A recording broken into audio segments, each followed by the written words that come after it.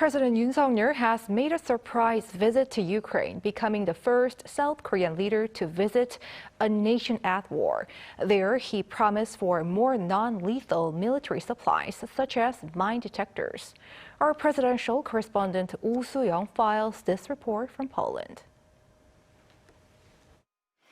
South Korea has promised more non-lethal military supplies to Ukraine and over $200 million in humanitarian aid and loans to rebuild the war-torn country.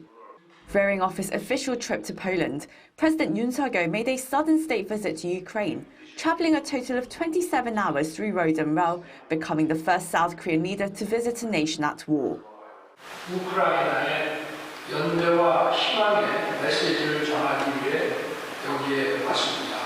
저는 저와 우리 국민은 우크라이나가 자유를 되찾을 때까지, 국권을 회복할 때까지 여러분들과 함께 할 것입니다.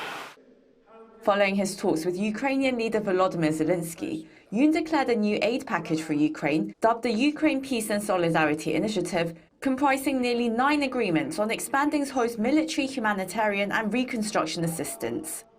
According to Principal Deputy National Security Advisor Kim Tae-ho, Yoon first declared support for Zelenskyy's 10-point peace formula and efforts to hold a peace conference.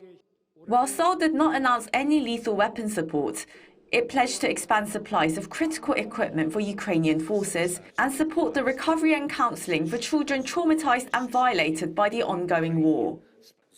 Specifically, we can happily conclude that an agreement on the transfer of specialized vehicles and technical equipment, including for demining, is already being implemented. This helps us preserve human lives. Thank you, Mr. President, for new initiatives on financial, technical and humanitarian aid to Ukraine. In terms of humanitarian aid, Seoul plans to increase its annual contribution this year by 30% on year to $150 million. Yoon also noted that around $100 million has been allocated for long-term low-interest loans in a bilateral MOU on funding Ukraine's various reconstruction projects. Yoon and Zelenskyy further agreed to cooperate on nurturing Ukraine's future generation, supporting online and offline education by providing laptops and rebuilding facilities, as well as creating a scholarship for Ukrainian students in South Korea.